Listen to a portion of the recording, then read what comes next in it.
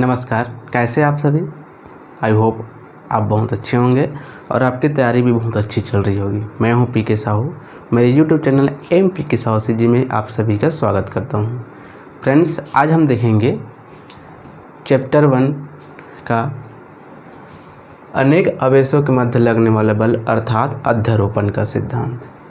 Very important question है ना। ये क्वेश्चन आ सकता है और बहुत ही आसान तरीके से हम आपको बताने का प्रयास करेंगे। चलिए शुरू करते हैं। अध्यारोपण का सिद्धांत ये जो है कूलॉम के नियम जो दो बिंदु आवेशों पर लागू होता है ना, उस पर काम करता है। आपको पता होगा कि कूलॉम का नियम जो दो बिंदु आवेशों के मध्य लगने वाले जो बल था, हाँ, उसके बारे में पता था। तो उसी प्रकार से यहाँ पे अध्यारोपण के सिद्धांत में हम ये देखेंगे कि इन दो आवेशों के अलावा यदि उसके आसपास बहुत सारे आवेश हो तो क्या प्रभाव पड़ेगा, उसी को बोलते हैं अध्यारोपण का सिद्धांत।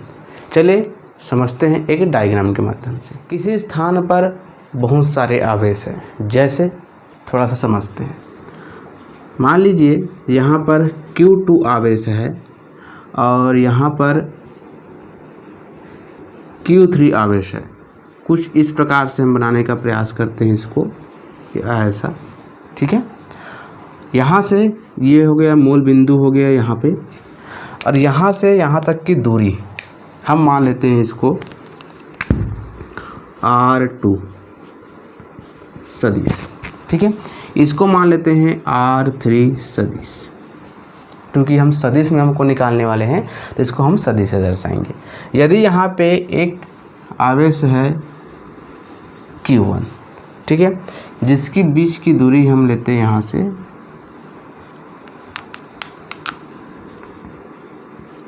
R1 सदिश, ठीक है। अब यहाँ से यहाँ तक में एक बल लगता है, ठीक है।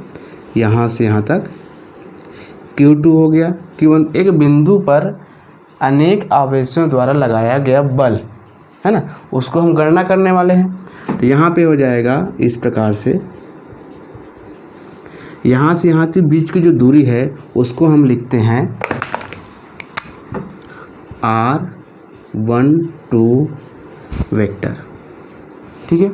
इसी को भी लिखते हैं एकांक सदिश में, लिखते हैं इसको R12। उसी प्रकार से यहाँ तक की जो यहाँ से यहाँ तक की हम लेते हैं इस प्रकार से,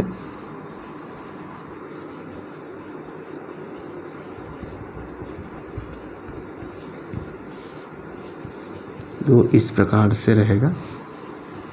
यहाँ लिख देते हैं R वेक्टर 12, ये हो जाएगा R वेक्टर 12 R कैप 12, यहाँ पे हो जाएगा Q2, ठीक है। यहाँ से यहाँ तक की दूरी लग रही है, यहाँ से यहाँ पे बल लगाएगा, ओके।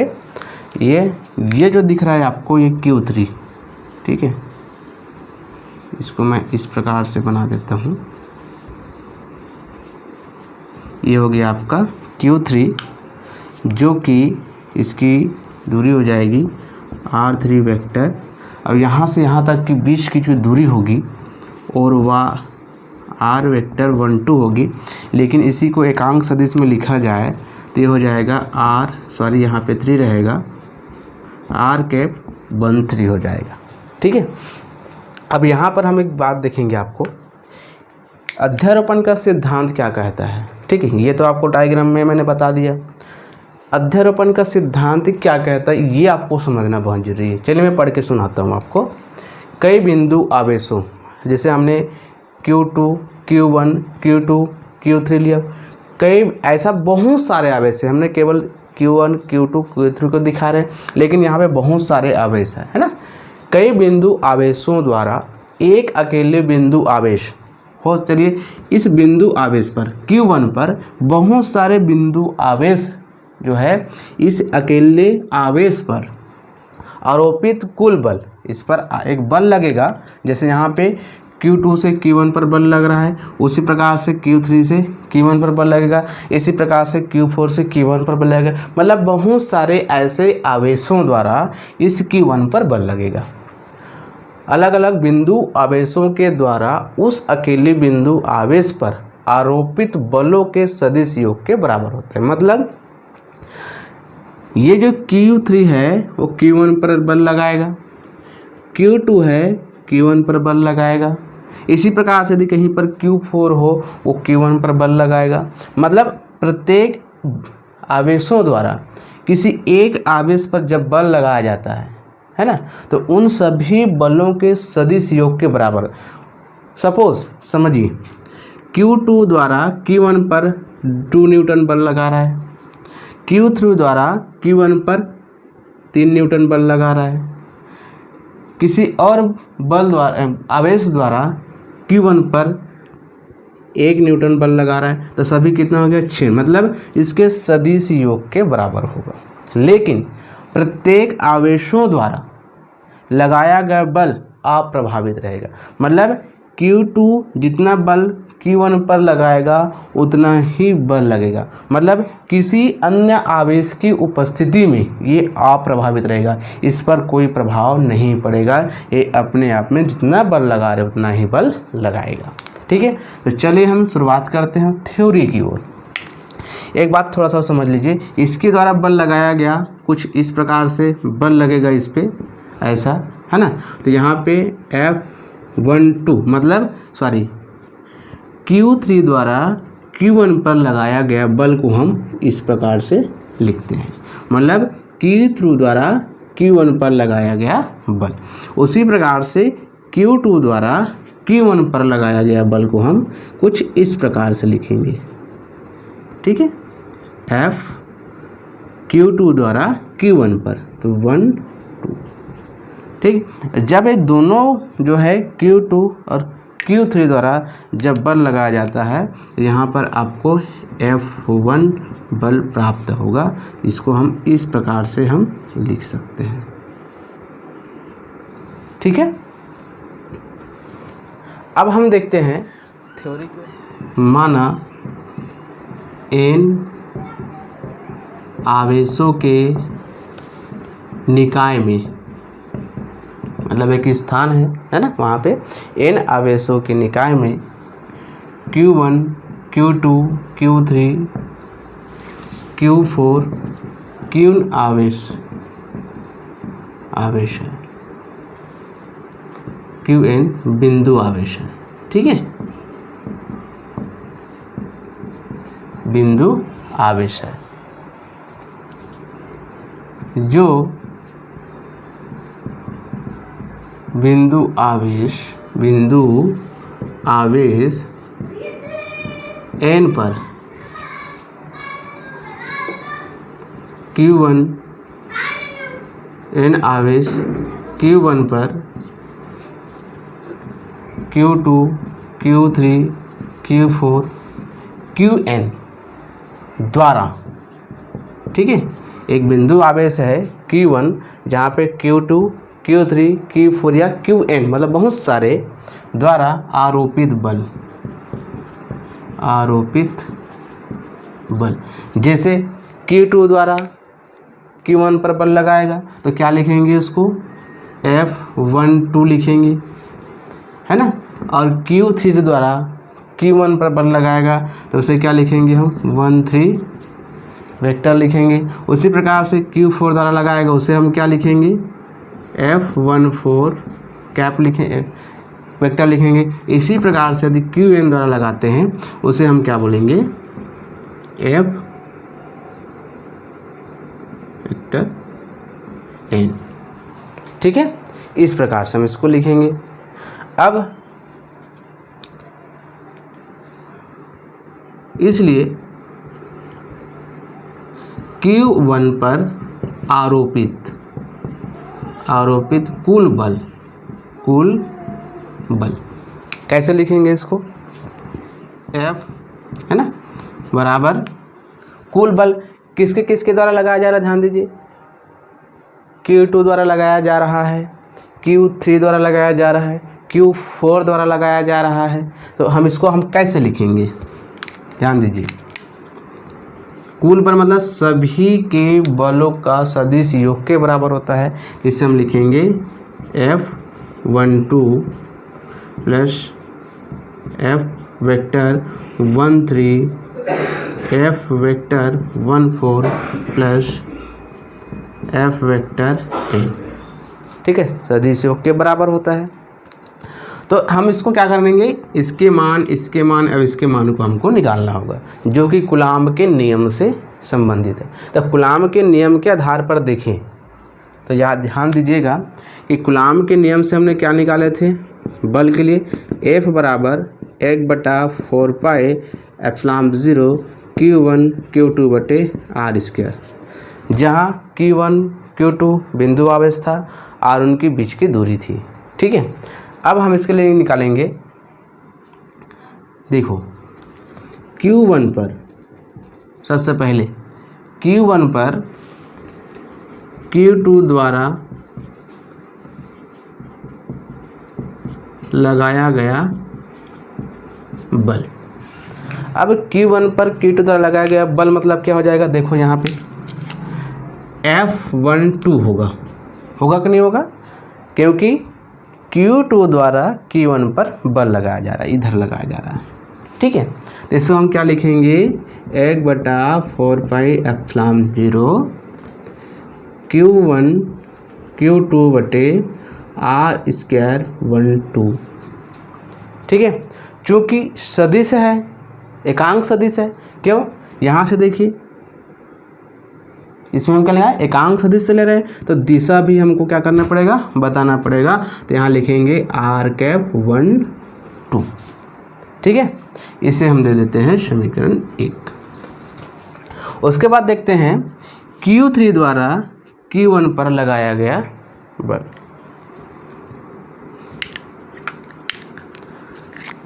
Q3 द्वारा Q1 पर लगाया गया बल, क्योंकि यहाँ न लिख के मैं ऊपर लिख रहा हूँ, ये आप शायद लिख लिए होंगे, नहीं तो स्क्रीनशॉट ले लीजिए, मैं इसको मिटा देता हूँ, ठीक है।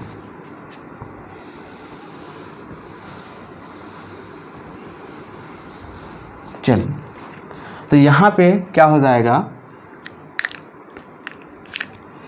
F वेक्टर 13 Q3 द्वारा Q1 पर लगाया गया बल equal to 1/4 pi epsilon 0 Q1 Q3 बटे R1 स्क्वायर, ठीक है। चूँकि यहाँ भी हमको सदिश बतानी है, तो ये जाएगा इसका एकांक सदिश, तो यहाँ पे लिखेंगे R⁻13 समीकरण 2। इसी प्रकार से हम देखें, निकालते जाएं Q4 से Q1 तक, Q5 से Q1 तक, तो इसी प्रकार से हम देखें तो Fn द्वारा 1/4 pi epsilon 0 Q1 Qn equal to Rn का स्क्वायर R⁻n, ठीक है। यहाँ पे रहेगा, यहाँ पे रहेगी 1n, यहाँ पे रहेगी, क्योंकि 1 पे लगाया जा रहा है ना, तो यहाँ पे भी क्या रहेगा, 1n रहेगा, ठीक है, क्योंकि Q1 पर जो बल लगाया जा रहा है उसके हिसाब से यहाँ पे 1n रहेगा, ओके। अब हम देखते हैं, अब जो ये दिख रहा है आपको, हमने एक रखा था कि कुल बल है ना, कुल बल रखे थे, उस कुल बल में हम क्या करेंगे, इसके मान को रख देंगे, ठीक है। ये देखो Q1 पर आरोपित कुल बल हमने ये वाला निकाला था, इसमें हम मान को रख देंगे, तो रखेंगे तो F1 बराबर, यहाँ पे F12 का मान कितना है, देखो इतना है, तो 1/4 pi epsilon 0 Q1 Q2 R1 R2, ठीक है। अब यहाँ पर क्या रहेगा, उसकी एकांक सदिश रहेगी, तो R⁻12 हो जाएगा, प्लस किसके लिए रखेंगे, ये वाला जो है 1 3 के लिए रखेंगे तो यहाँ पे हो जाएगा 1/4πε0 Q1 Q3 बटे R13 का स्क्वायर। ठीक है, यहाँ पे स्क्वायर रहेगा। प्लस इसी प्रकार से हम देखें लास्ट तक तो ये हो जाएगा 1/4πε0 Q1 QN बटे R1N स्क्वायर। यहाँ पे हो जाएगा R1N कैप। ठीक है, मतलब हम अनेक आवेशों के लिए निकाल रहे हैं। चलिए मैं इसको भी क्या कर देता हूँ, मिटा देता हूँ। तो यहाँ पे आपको समझ में आ गया होगा ये, तो इसको मैं क्या कर देता हूँ, मिटा देता हूँ। ये चलिए मैं इसको मिटा देता हूँ। ओके, इसको रहने देता हूँ। अब इधर देखिए, इधर अब यहाँ पे देखो, ये जो दिख रहा है आपको 1/4πε0 और Q1 1/4πε0 Q1 ये सभी में कॉमन है। आप इसको अब निकाल सकते हैं। ठीक है, तो निकालेंगे तो क्या हो जाएगा, F वेक्टर इक्वल टू 1/4πε0 और ये जो Q1 है इसको मैं बाहर निकालूंगा तो इसको लिख सकता हूँ मैं Q1। और यहाँ पे क्या आ जाएगा ये, अब देखो इस प्रकार से करेंगे तो यहाँ पे क्या बचेगा, Q2 बटे R1 का स्क्वायर और ये वाला बचेगा। तो Q2 बटे R12 का स्क्वायर R12 कैप प्लस यहाँ पे क्या बचेगा, Q3 बचेगा। तो यहाँ हो जाएगा Q3 बटे R13 का स्क्वायर R13 कैप प्लस इसी प्रकार से यहाँ भी Q1 बाहर निकल जाएगा तो यहाँ बचेगा QN बटे R1 स्क्वायर, यहाँ पे हो जाएगा R1 कैप। ठीक है, इस प्रकार से बचेगा। तो हमको इसको क्या लिख सकते हैं, देखिए अब इसे हम एक सदिश योग के बराबर में लिखेंगे। तो कैसे लिखेंगे, ध्यान से समझना। F वेक्टर Q1 4πε0 चूँकि बहुत सारे आवेशों के द्वारा Q1 पर बल लग रहा है, इसे हम सदिश योग हमने पहले पढ़े थे कि सदिश योग के बराबर होता है, यही क्या होता है उसका अध्यारोपण का सिद्धांत। तो यहाँ पे हो जाएगा सदिश n i = 2, यहाँ पे QI मतलब I के स्थान पर हम 1 2 3 4 इस प्रकार से लिख सकते हैं।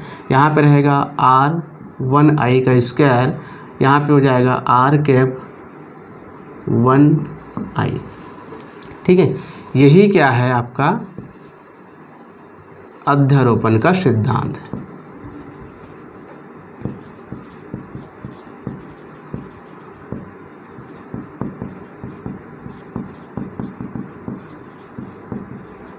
ठीक, ये उसकी क्या है आपके फार्मूले हैं। तो इस प्रकार से हम बहुत सारे जो आवेश है जो एक ही आवेश पर बल आरोपित करते हैं उसके लिए हम व्यंजक निकाल सकते हैं।